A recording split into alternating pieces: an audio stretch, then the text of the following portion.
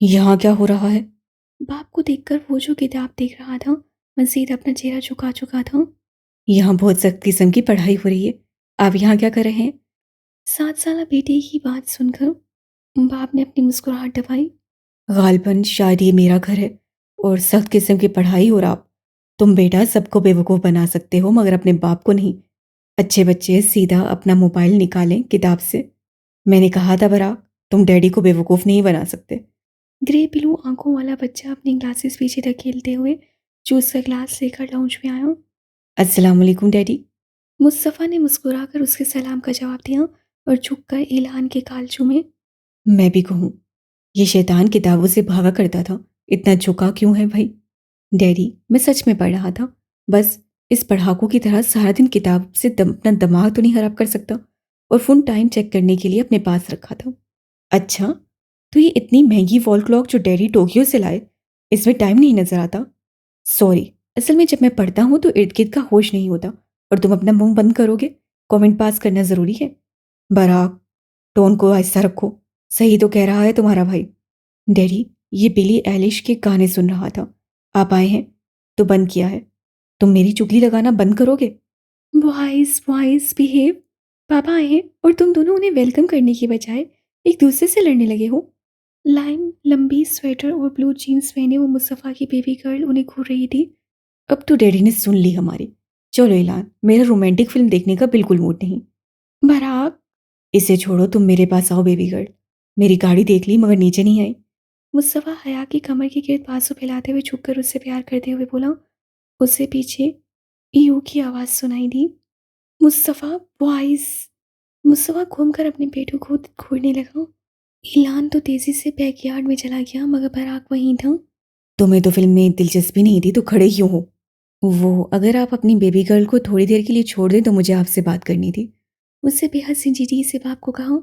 मुस्तफ़ा ने अब्रू ऊपर करते हुए हया को देखा जो ब्लश कर गई, फिर मुस्कुराकर बोली, इसकी सुने, मैं खाना लगवाती हूँ।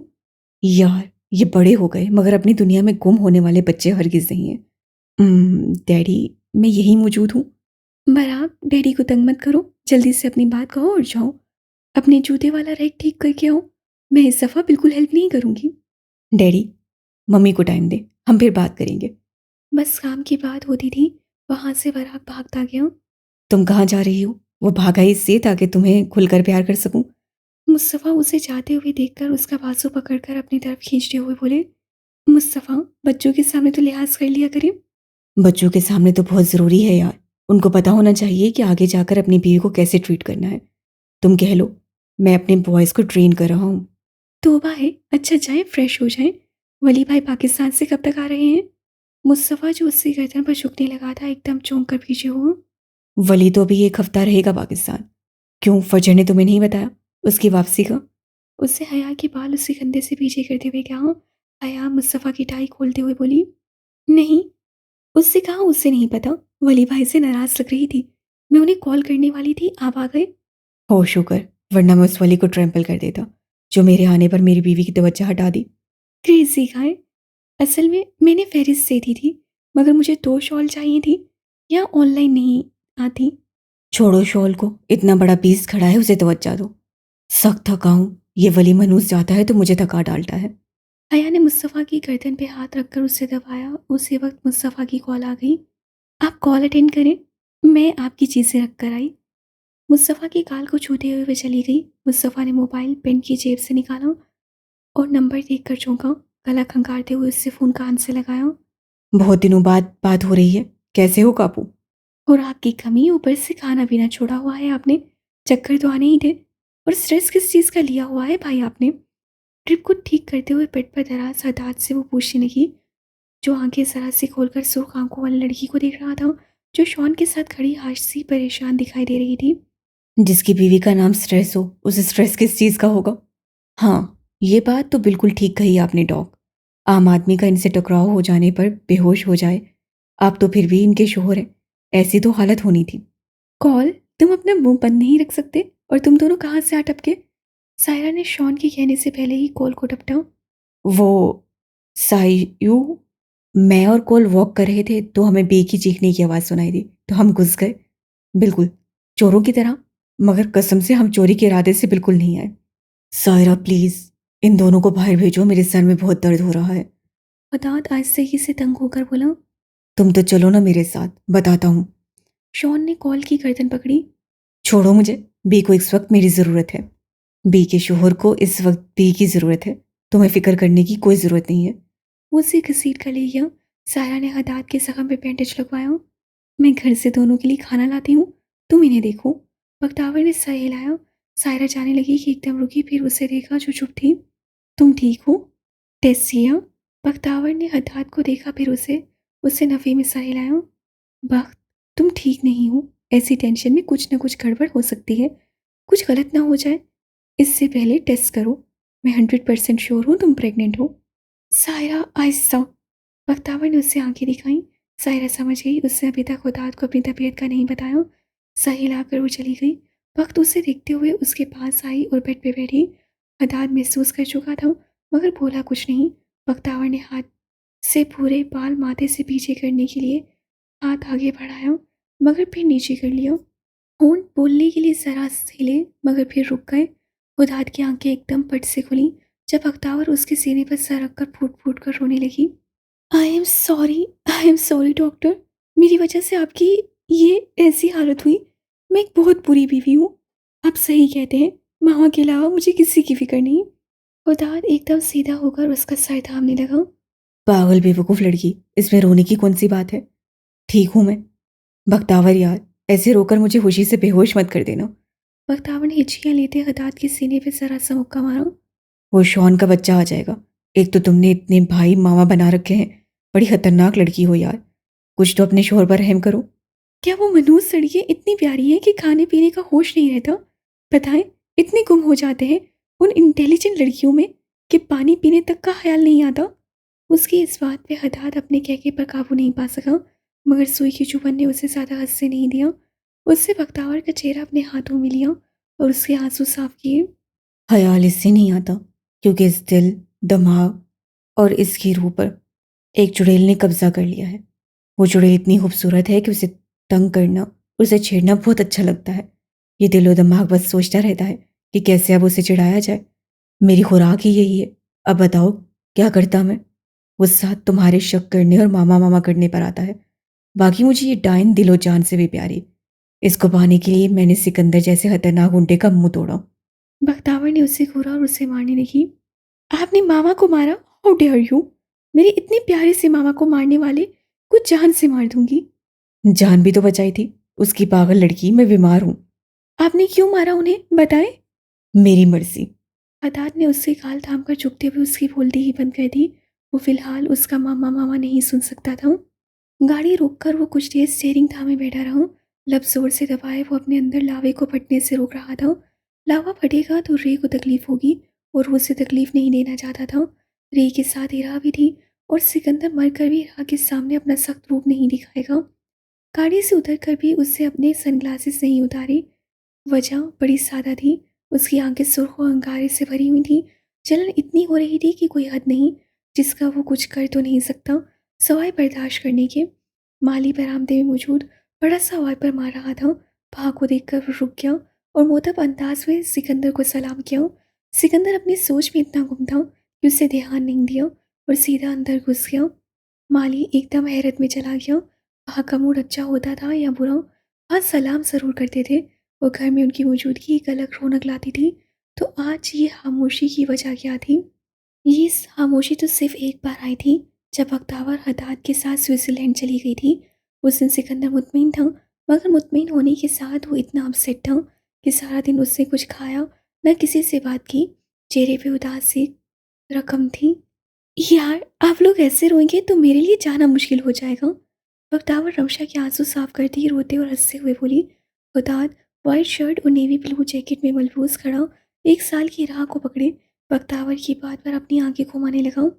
प्लीज़ बख्तावर, मैं तुमसे कोई उल्टी हरकत की उम्मीद न करूं। जल्दी मिलो सबसे।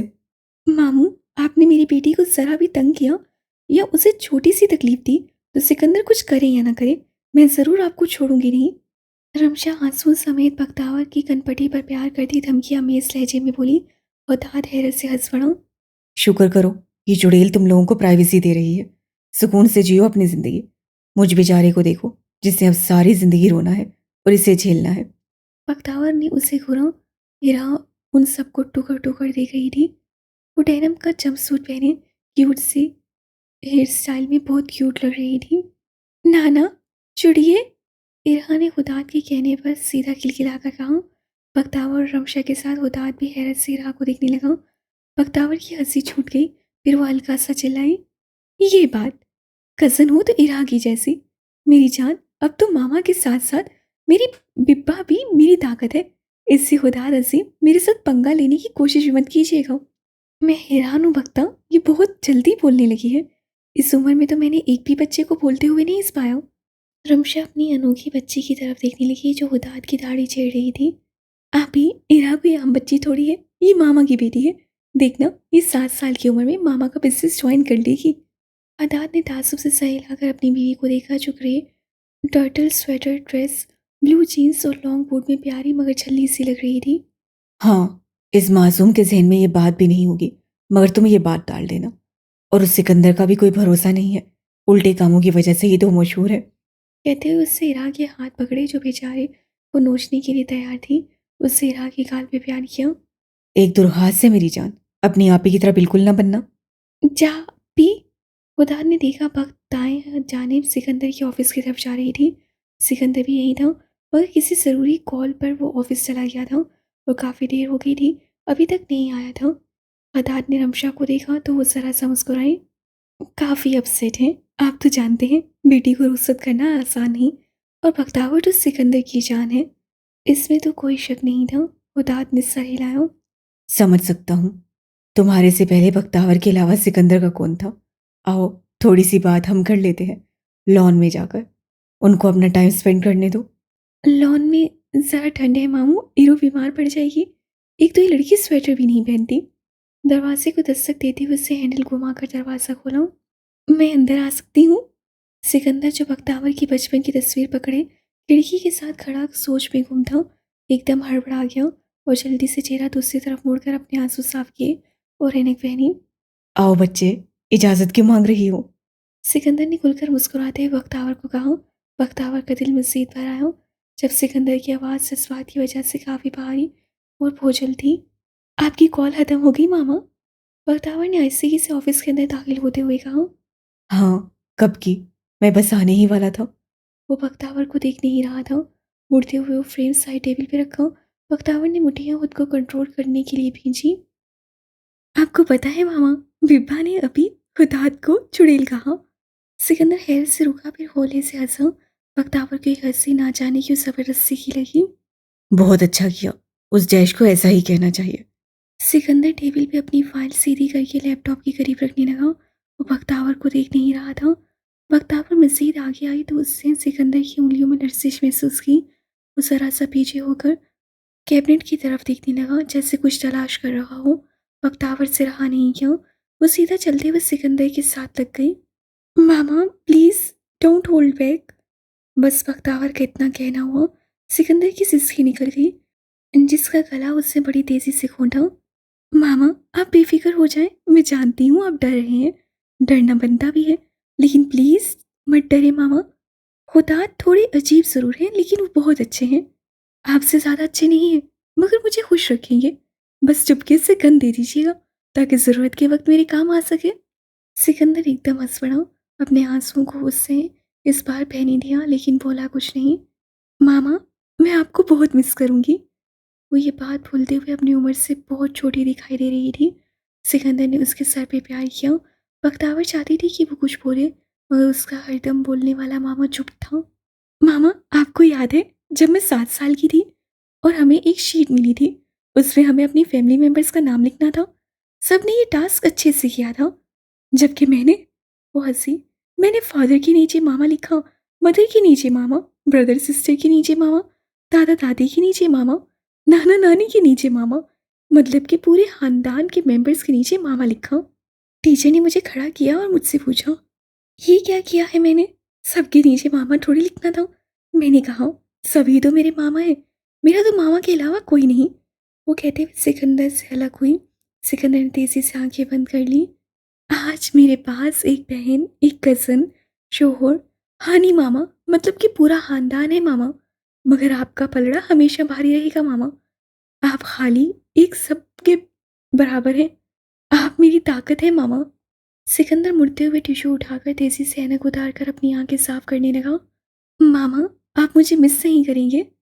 सिकंदर रुक गया, मुड़ते हुए उससे वक्त को देखा, फिर लफ्ज़ जोर से दबाए, फिर आहिस्ते से कहा, ये भी कोई पूछने वाली बात है वक्त? इधर आओ, तुम्हें कुछ देना है। उससे वक्तावर का हाथ पकड़ा और उससे सामने चेयर पे बिठाया। फिर घूमकर उससे कैबिनेट खोला और चाबी कहीं से निकालकर उससे निचला लॉकर खोला।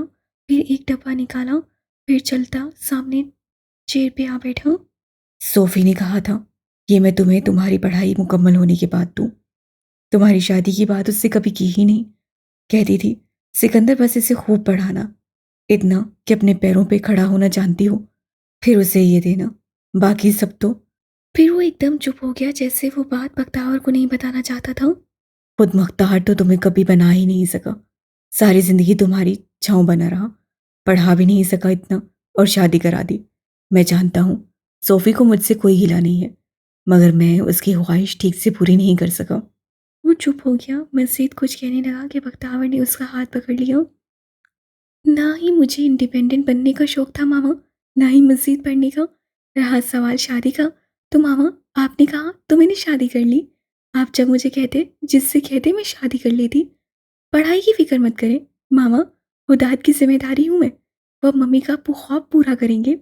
अब सिकंदर को काफ़ी बड़ी और काफ़ी समझदार लगी। मेरे बस में होता तो तुम्हें कभी जाने ना देता, बल्कि किसी बहुत अपने से तुम्हारी शादी करवा देता। मतलब तुम मेरे सामने होती, मगर ऐसा कहाँ होता है। सॉरी, मुझे समझ नहीं आ रही मैं क्या बोल रहा हूँ। भक्त मुस्कुराई। इट्स ओके मामा, वैसे एक बात पूछूं? आप तो वहाँ हैं, आप तो सब कुछ कर सकते थे। उदार आपको पसंद नहीं थे, मगर फिर भी आपने मेरी उनसे शादी करवा दी। ऐसा क्यों? सिकंदर ने हैरत से अब्रू ऊपर किए, फिर बोला, इन बातों का अब क्या मकसद? नहीं बताए मामा, मैं जाने से पहले ये जानना चाहती हूँ कि आपने क्या सोचकर उदार से मेरी शादी करवाई। सिकंदर ने गहरा सांस लिया। क्योंकि वो तुम्हारी खुशी था बख्ता, क्योंकि तुम हुदात से मोहब्बत करती थी। तुमने ये बात किसी से ना की हो, मगर मुझे ये पता था दूसरा हुदात से ज़्यादा तुम्हें कोई खुश नहीं रख सकता था। ये बात भी मुझे पता थी, मगर मैं फिर भी नहीं चाहता था, क्योंकि वो उम्र में तुमसे बहुत ज़्यादा बड़ा था। वो मुझसे भी 3 साल बड़ा है बख्त, लेकिन है, उम्र से क्या फ़र्क पड़ता है, जोड़ी भी अल्लाह बनाता है। वो थोड़ी देर के लिए खामोश हुआ। जब मैं गुस्से से हुदात के घर गया था रमशा को लेने, तो बड़ी से बड़ी तोप चीज़ ही मेरी दहशत के आगे ढेर हो जाती, या फिर चुप हो जाती थी। हुदात को तुम्हारी मोहब्बत ने ताकतवर बना दिया। वो मेरी आंखों में आंखें डालकर बिना खौफ के बोला कि वक्त उसकी है और वक्त को किसी और की होने की वो इजाज़त नहीं देगा। तब मुझे एहसास हुआ कि वो तो मेरा अक्स निकला मोहब्बत के मामले में। मैं दर हकीकत अपने जैसा शख्स तुम्हारे लिए ढूंढना चाहता था, खासकर मोहब्बत के मामले में। बख्तावर ने अब्रू छोड़कर सिकंदर की आखिरी बात सुनी, फिर तेजी से बोली, ये बात तो आपने बिल्कुल गलत की है मामा। मोहब्बत के मामले में खुदा जीरो है। सिकंदर अब की बार हंस पड़ा। कोई नहीं चंदा, उसे सबक सिखा दूंगा। अब ये लो। बख्तावर ने बॉक्स सिकंदर से लिया और खोला, उससे सर उठाया। सिकंदर ने इशारे से कहा कि पहनो। बख्तावर ने एमरल्ड स्टोन की इयररिंग्स उठाई। असली नहीं है, मगर ये मैंने ही सोफी को अपने पैसों से उसकी सालगिरह में दिए थे। 16 साल का था मैं। बख्तावर ने नम आंखों से मुस्कुराकर पहने और सिकंदर को देखा। इससे खूबसूरत तोहफा मुझे आज तक नहीं मिला। Thank you mama, thank you so much. दरवाजे में दस्तक हुई। खुदा दरवाजा खोलकर अंदर आया। ये मेलोड्रामे का कब तक प्रोग्राम है? सिकंदर ने उसे गुस्से से देखा। मजीद 10 घंटे। तुम्हें कोई एतराज नहीं होना चाहिए। हाँ खुदा, फ्लाइट बेशक कैंसिल करवा दे, क्योंकि मुझे मामा से खूब ढेर सारी बातें करनी है। बख्तावर खुदात के बालों में हाथ फेर रही थी। वो काफ़ी थक गया था, तो बख्तावर ने उससे लेट जाने का कहा, जिस पर उससे सिर्फ इतना कहा कि उसका सर दबा दे। अब उसका सर दबाते दबाते वो अचानक अपने पुराने वक्त को सोचने लगी। फिर एकदम हुदात के सोए हुए चेहरे को देखकर चौंकी। उससे मुड़कर ट्रिप का स्टैंड जरा पीछे किया और दराज खोला। उससे डब्बा देखा जो कि रैपर में पैक हुआ था। वो जरा सीधी होकर बैठी और उसने डब्बा निकाला। डब्बे को देखते ही उससे मुड़कर हुदात को देखा। फिर आहिस्ते से उठी और वॉशरूम आई। उसने दरवाज़ा आहिस्ते से बंद किया और पैकेट खोला। पैकेट खोलते हुए उससे देखा एक काला बॉक्स था। उसे खोलकर उससे देखा तो उसकी आंखें हैरत से खुल गईं। ये तो वही इयररिंग्स थे जो मामा ने उसकी अम्मी को दी थी। और फिर उससे स्विट्जरलैंड जाने से पहले ये तो कहीं खो गए थे। कितना रोई थी उस दिन वो, कितना बुरा और शदीद तरीन झगड़ा किया था उससे खुदात से। नौबत खुदात पे बेलन तक फेंकने की आ गई थी, मगर लगी कोल को, और अब खुदात को ये मिल गई। वो उसे ये तोहफे के तौर पे देना चाहता था और वो उससे लड़ रही थी। बख्तावर की एक आंख से आंसू निकल आए। अगर आज खुदात को कुछ हो जाता तो कहाँ जाती वो। ऐसा अजाब आ जाना था कि मामा भी कुछ न कर सकते। किसी बुरे ख्याल को सोचकर उससे अपना सर जोर से झटका। फिर एकदम से उसके दिमाग में आइडिया आया। हाँ, अब सरप्राइज होने की बारी खुदात की थी। वो तेजी से बाहर निकली और अपने बैग से किट निकाला। दरवाजे को खोलकर उसने देखा उसका कमरा खाली था। न उसे रेखी आवाज़ें सुनाई दी और न ही रागी। कहाँ थी वो दोनों। वो कदम आगे बढ़ाता अंदर दाखिल हुआ और उसने दरवाज़ा बंद किया। उसने दरवाज़ा जैसे बंद किया, उसी वक्त इरा के कमरे का दरवाज़ा खोलकर रमशा आई और उसको इतने खूबसूरत कौम में मलबूस देखकर सिकंदर एकदम साकित हो गया। रमशा ने उसे देखा और एकदम उसे साकित पाकर गुलाबी पड़ गई। फ़ोन क्यों काट दिया था आपने? इतना भी क्या नाराज़ होना था? जब मैंने कहा था मैं अपने प्यारे से हस्बैंड को लाइव फ्रेम वॉक दूंगी, तो ऐसे गुस्से से काट दिया। अब देखिए, आपकी बेटी को जूस की बोतल देकर सुलाकर आपके सामने हूँ। सिकंदर ने देखा उससे बोल्ड रेड लिपस्टिक लगाई हुई थी, बालों की स्टाइलिंग की हुई थी, कानों में उसी के दिए सोहाय कोशी के टॉप्स। वो तो कोई अप्सरा ही लग रही थी। चलते हुए वो उसके सामने आई। सिकंदर को लगा वो सांस नहीं ले सकेगा। तकलीफ से उसका सर फटने को हो गया। उसका दिल जोर से धड़कने लगा। कुछ गलत होने जा रहा था। उससे आंखें बंद करना चाहिए, मगर उसके लिए मुश्किल हो रहा था, बहुत मुश्किल। वो किसी और के दिए हुए जोड़े में मलबूस क़यामत ढा रही थी। किसी और के दिए हुए जोड़े में, किसी और के।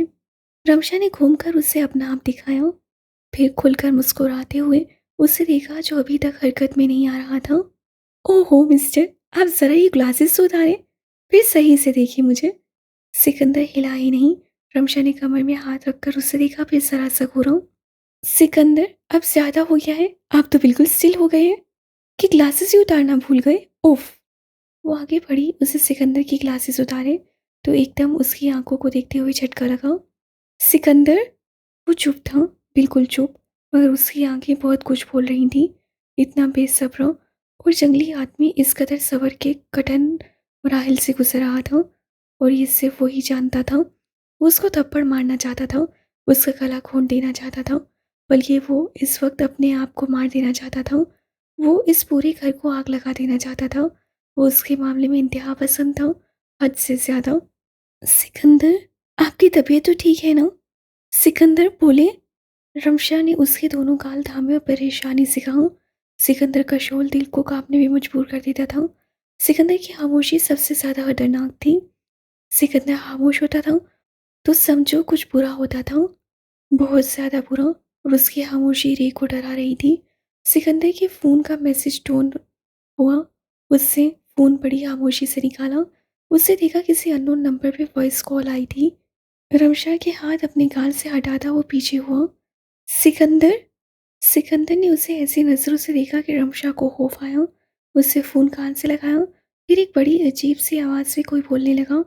लगता था किसी ने आवाज़ बदली थी। तकलीफ हुई, मैंने देखा नहीं उसे, मगर मैं अपने ख्यालों में ला रहा हूँ उसे। बहुत हसीन लग रही है।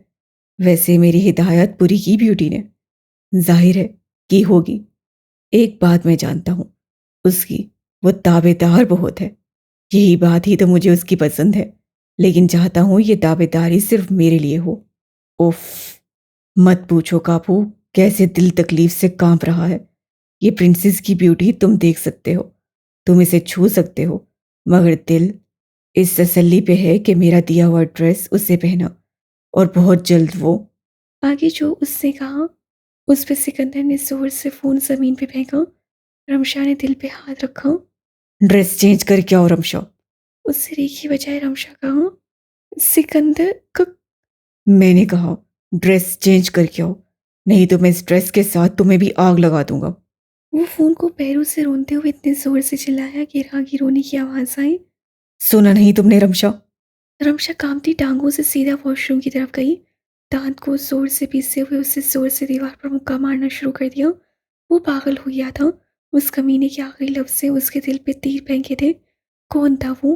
क्यों पीछे पड़ गया था? उसकी बीवी के, वही बीवी जिसका वो दीवाना था, जो अपने मरने के बाद नहीं चाहता था कि वो किसी और की हो। उसके लिए इतने बड़े अल्फाज और अल्फाज से ज़्यादा उससे उसके दिए हुए कपड़े पहने और उसकी दाइश सुनी। वो रुका तब जब उससे किसी का रोना सुना। उससे देखा तो एकदम उसका दिल डूब गया। इरा की टांगें कांप रही थीं और वो अपने बाबा को इस रूप में देखकर डर गई और रोना शुरू हो गई, इतना जोर से कि उसे सिकंदर की आग में तपते वजूद पे सख्त ठंडा पानी फेंक दिया। बाबा हर्ट, बाबा हर्ट, मम्मी बैड, बाबा हर्ट। हाँ, उसके बाबा हर्ट थे, लेकिन सिकंदर अपनी बच्ची को इस हालत में देखकर हर्ट हो गया। इरू। सिकंदर ने अपने हाथ देखा, फिर दीवार को। रमशा बाहर आई तो एकदम उसने इशारे पे उसे झटका लगा। वो तेजी से भाग कर इरा को पकड़ने लगी। फिर उसने इरा का चेहरा अपने सीने में छुपा लिया। रमशा ने जिस दुख भरी नजरों से सिकंदर को देखा, सिकंदर मजीद कट के रह गया। बहुत गलत किया आपने, बहुत गलत दाऊद। वो भी बेटी के साथ रो दी और तेजी से इरा को लेकर कमरे से चली गई। सिकंदर तेजी से उनके पीछे गया, मगर रमशा ने डर के मारे दरवाज़ा बंद कर दिया। सिकंदर दरवाजे पे जोर से हाथ मारा। दरवाज़ा खोलो रमशा। वो सख्त लहजे में बोला। सिकंदर होश में आए। इरा, इरा की खातिर। मैंने कहा दरवाज़ा खोलो। एलेक्स, प्लीज इरा को ले जाओ। अगर चुप ना हो तो जावेद भाई को दे देना। आप ठीक तो है ना? कापू ने कुछ कहा तो नहीं आपको? अगर रमशा तुमने दरवाज़ा नहीं खोला तो मैं खुद को आग लगा दूंगा। जब रमशा ने कुछ नहीं किया, सिकंदर अंदर गया। उससे देखा ड्रेस ड्रेसिंग रूम के ज़मीन पे पड़ा हुआ था। उससे बड़ी नफरत से उस ड्रेस को उठाया और लाइटर निकाला। किसी ने उसके हाथों से ड्रेस खींचा। बस, बस, बहुत हो गया। उससे देखा रमशा शेरनी बनी, उसकी आंखों में आंखें डालकर ठाड़ी। वो इस वक्त इराहा की माँ थी और उसे सिकंदर पे गुस्सा था। उसकी वजह से इराहा को तकलीफ हुई, सिकंदर को तकलीफ हुई। साइको, मैड, क्या बोलूँ मैं आपको? सिकंदर, आपकी इंतहा पसंदी एक दिन मुझे मार देगी। आप मरे या ना मरे, कोई मरे या ना मरे, मैं मर जाऊंगी। मैं आपकी रेप मर जाऊंगी। वो ड्रेस को फेंकते हुए तेजी से बोली। नहीं जाती कहीं, नहीं आती किसी की नजरों के सामने। आज से पर्दा शुरू कर दूंगी, लेकिन हाथ जोड़ती हूँ, आपके हाथ पैर भी पड़ जाऊंगी। बस कर दे। आपकी ट्रैम्पलिंग नहीं सह सकती अब मैं। अब इसमें मैं नहीं, इरा भी असरअंदाज हो रही है। वो बेचारी घबरा गई सिकंदर। वो बोल रही थी बाबा हर्ट बार बार। और बाबा को क्यों नहीं ख्याल? तुम्हें लगता है मैं पागल हूँ, साइको हूँ? ये सब मैंने जानबूझ के किया, मुझे शौक है। तुम्हें लगता है मैं पागल हूँ, साइको हूँ? ये सब मैं जानबूझ के किया है, मुझे शौक है। वो गुस्से से मजीद ऊंची आवाज में चिल्लाया।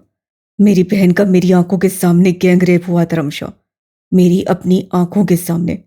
मेरी बीवी को बहुत बार किसी ने हरास करने की कोशिश की, उसे धमकाया, उस पर हमला किया।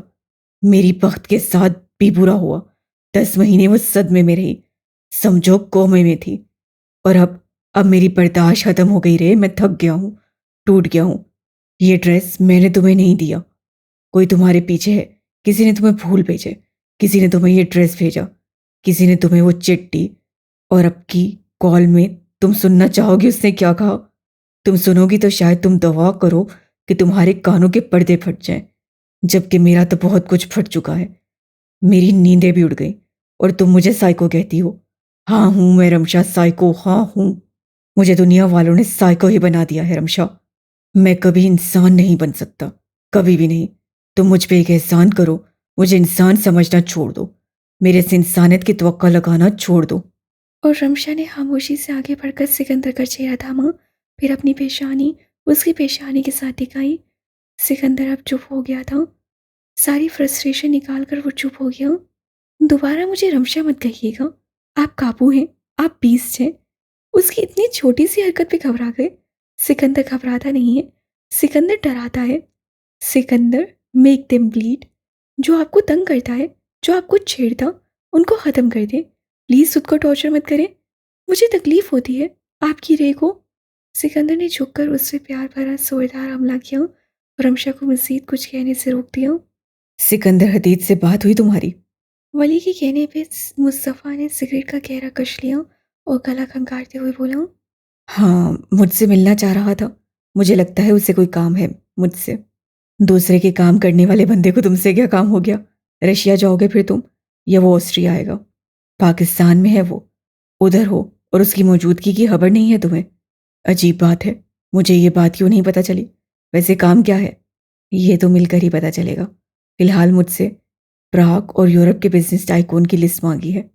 हैं, उसे तो वैसे ही पता चल सकती है, तुमसे क्यों पूछ रहा है? उसे आम बिजनेसमैन के नामों की लिस्ट नहीं चाहिए। तो वो कमरे में टहलते हुए सिगरेट की कश लेते हुए बोला, वो जिनके अंडरवर्ल्ड के साथ ताल्लुकात हैं, खासकर आर्म डीलर्स वाले बिजनेसमैन। मुस्तफ़ा, मुझे यार अच्छी वाली फीलिंग नहीं आ रही। मेरा ख्याल है तुम इन चक्रों में मत पड़ो। बहुत अरसे से पुरसुकून जिंदगी गुजर रही है। सिकंदर वैसे ही बहुत खतरनाक आदमी है। मुस्तफ़ा दिल शिकन अंदाज से मुस्कुराया, उससे देखा। हया दरवाज़ा खोलकर उसके लिए कॉफ़ी का कप लाई। सिकंदर हो और अच्छी फीलिंग हो, नामुमकिन है। उससे बहुत कुछ किया है मेरे लिए, and I think it's time to help him. और मुझे खतरे से भी खेलने का ज़रा शौक हो रहा है। अब गुम हो जाओ, क्योंकि मेरी बेबी गर्ल आ गई है। Talk to you later. Haya ने कप टेबल पे रखा, वो सीधी हुई। किस मुस्तफ़ा ने उससे गेट बाजू हमाइल कर लिए। वली भाई से बात हो गई? आ रहा है हफ्ते को। तुम्हारा काम कह दिया मैंने। अच्छा, ये तो अच्छी बात है। फिर उस दिन मैं दावत रखती हूँ। फजर को मुश्किल ना हो, वैसे भी अली से बीमार है, ऊपर से बेचारी की एग्जाम्स। ऐसे में वो क्या क्या करती फिरेगी। अली से बीमार है? कब? मुझे बताया क्यों नहीं? सिकंदर उससे अलग हुआ। बस फूड पॉइजनिंग हो गई। ठीक है, अब फजर ने आने से मना कर दिया। पागल हो, मेरी भांजी बीमार है और तुम कह रही हो नहीं जाते। बॉयज क्या कर रहे हैं? मुस्तफ़ा ने उसे घूरा। हया ने मुस्कुराहट दबाई। बराक गिटार लेसन ले रहा है ऑनलाइन, और ऐलान पेनकेक्स बना रहा है। पता नहीं मेरे नर्डी बेटे को बेकिंग और कुकिंग का शौक कैसे हो गया। तुमने दवाइयाँ टाइम पे ली? उसका जायजा लेते हुए बोला, खाना दवाइयाँ सब कुछ टाइम पे ले रही हूँ मिस्टर। और मेरे बच्चे मेरा इतना ख्याल रखते हैं कि आपको फिक्र करने की बिल्कुल ज़रूरत नहीं है। अच्छा, एक बात बताएं, ये सिकंदर कौन है? मुस्तफ़ा ने घूरा, फिर उसको अपने करीब करते हुए कहा, वो जो कोई भी है, तुम्हारा लेना देना नहीं है। तुम बस मेरा नाम लिया करो, बेबी गर्ल। उस ऐसी अंदाज से कहता हुआ हया को आगे घुमाने पर मजबूर कर किया। और ऐसा क्यों? Because you are mine, baby girl. एक तो मुस्तफ़ा दी बीस की पोसेसिवनेस, ये उसके पास कोई जवाब नहीं था। चलो फिर कोट उठाओ, बॉयज घर में वैसे भी अकेले रह लेते हैं। ईरू, देखो पापा क्या लाए हैं। रमशा ने चेखते हुए इरा के गाल पे प्यार करते हुए कहा। सिकंदर ने रमशा को देखा, वो भी नर्वस होकर। रमशा ने उसे आंखें दिखाई। इरा ने अपनी टॉयज के साथ खेलते हुए सिकंदर को देखा, फिर उसे घूर कर बोली, नो मम्मी, पापा पेट, पापा हर्ट। वो फिर खेलने लगी। रमशा और सिकंदर को लगा उनकी हीरो को तो याद ही नहीं होगा कि कुछ देर पहले क्या हुआ, मगर वो दोनों भूल गए थे कि रहा हास बच्ची थी और पापा तो उसके फेवरेट थे। सिकंदर की हर चीज़, हर बात, हर अदा याद होती थी उसको, तो ये वाकया भी कैसे भूल जाते। हीरो, पापा बैड नहीं है, पापा तो बहुत अच्छे हैं, पापा की जान है ना हीरो। नो, पापा बैड, पापा हर्ट, मम्मी ब्लड, मम्मी ब्लड, पापा हर्ट, पापा हर्ट। Hero no. रमशन उसके बाल से लाए। हीरो मिस्टर बोस से नहीं मिलोगी। सिकंदर ने अपनी बेटी को देखा जो उससे बहुत नाराज थी। ईरा ने मिस्टर बो पे अपना सर उठाया, फिर उतने बड़े से बालों को देखा जो सिकंदर से भी बड़ा था। ओ मम्मी, पर मम्मी बियर, मम्मी बियर, ये तो बियर है। ईरा ने बड़े इश्तियाक से इतने बड़े से बालों को देखा। एरू, पापा की जान ये लो। सिकंदर ने झुककर बियर साइड पे रखा और उससे ईरा को देखा जो खड़े होकर उस तरफ आ रही थी।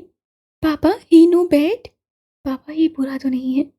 नहीं मेरी जान, आपके पापा ही सिर्फ बुरे हैं, बाकी कोई बुरा नहीं है। सिकंदर का लहजा बोझल था। रमशा ने सिकंदर को तनबीह नजरों से देखा कि वो ऐसे मत बोले। इरा चलते हुए सिकंदर के बिल्कुल करीब आ गई और अपनी नन्ही सी गर्दन ऊपर करते हुए बालों को देखने लगी, फिर खिलखिलाई, बियर पापा बियर, पापा नो बैड, पापा गुड गाय। सिकंदर उदासी से हंस पड़ा। इरा, पापा को पारी नहीं दोगी? रमशा ने इरा से कहा। इरा ने सिकंदर को देखा, फिर आगे बढ़कर सिकंदर की गाल पर प्यार किया। थैंक यू पापा। शुक्रिया पापा। थैंक यू मेरी जान। सिकंदर ने उसे अपनी बाहों में लिया और उसके सर पे प्यार किया।